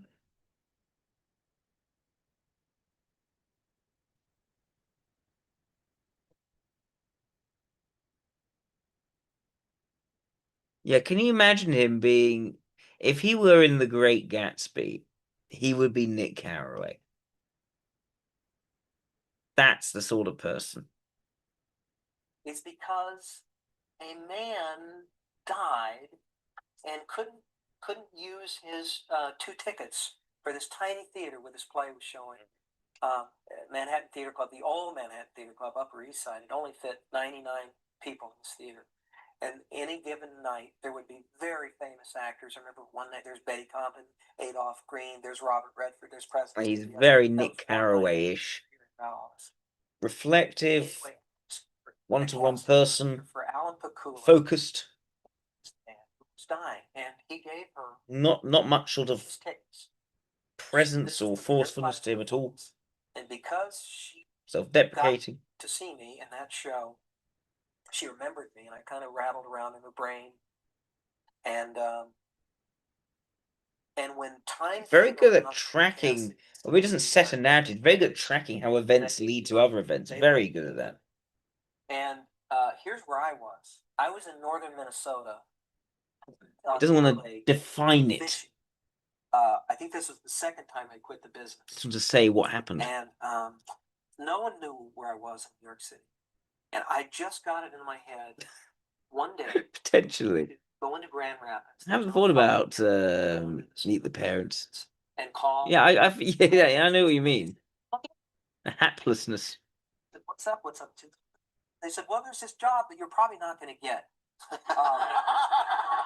exactly what I said. But just call her. And I did. I called her. She said, well, no, it's true. It is pretty much going to go to another actor. I went, who? It was Michael O'Keefe. And it was probably going to go to Michael. And I thought he was a great actor. And I thought, well, and he's tall, probably going to get it. I mean, the book, you open the book and I was 6'1" on the street. Lots of humility to him, as you can see. I thought, but she said, but come anyway, because you were the kind of actor that Alan Pakula would like to work with, if not on this, then someday. But he doesn't. I'll tell you. Competence is something which he values, but at the same time, he doesn't see himself. He doesn't talk of himself as a particularly competent person. But he does value competence and admires it in other people as well. Which is another sign, I think, of a suggestive function rather than a mobilizing function. Isn't it sort of defensive? No, I'm the competent one going on there. I'll tell you, it was a case of looking in my wallet, seeing if I could afford it. And I said, okay, I'll get there. And I did. And I had nothing to lose because I was not going to get the role, but I was going to meet a director that I very much admired from Clute and the Parallax View. There's a lot of admiration for different people. I thought he was just great. So I went in, and I've never been more free in an audition in my life. Mm. And I dare say I never will be again. And I left that room, and, there was a call made. We'd like to see him again. And that's when I started getting nervous, is when I thought... Never been more free, never will be so free again in my life. It's like, yeah, he likes that sort of freeness, but he doesn't always represent that himself. Another reason I don't think I even work so well. I was 5'11". And I had another audition, and then I got another call, come back for a third audition. You know those little Porta-Pack Kleenex things? They're like in cellophane. They're like, you put them in your glove compartment. Anyway, I put them in my boots, and I put one in one, and then one in the other, and then I put some other stuff in there. I had by now shot up to about 6 foot tall. And when I went to this next audition, I sat down and my pants shot up like I was wearing lederhosen.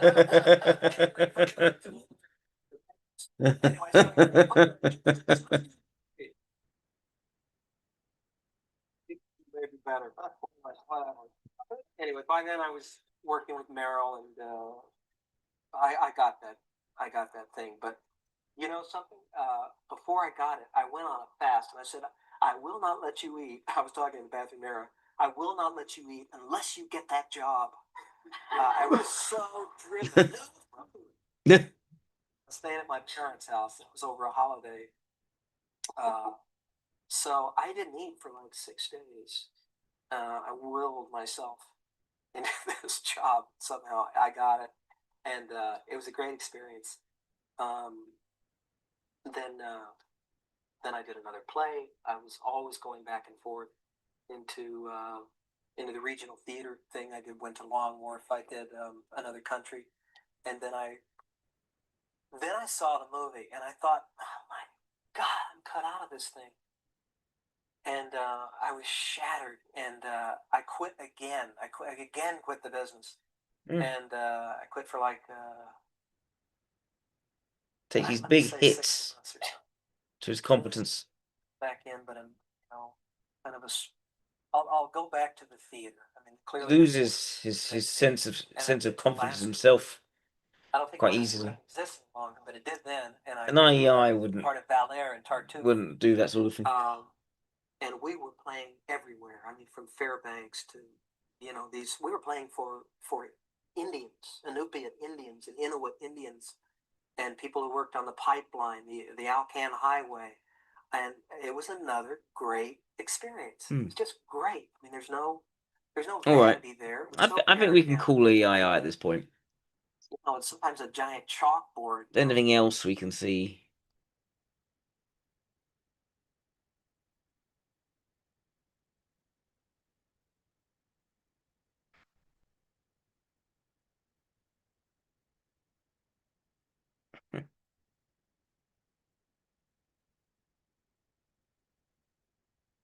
Yeah, I think so.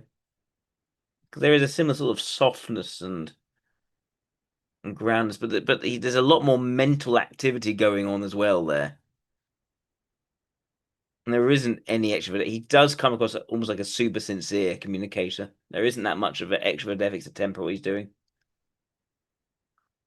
When he does switch that on, it's more slapstick. It's more clearly for the humor of the acting.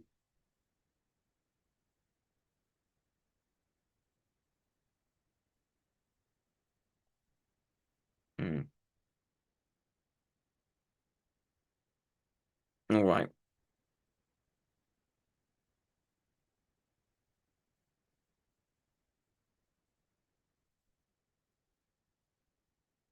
Okay. So I hope that was helpful to people. Haven't seen any other super chats. I think it's definitely time I went to bed. Way beyond time I went to bed.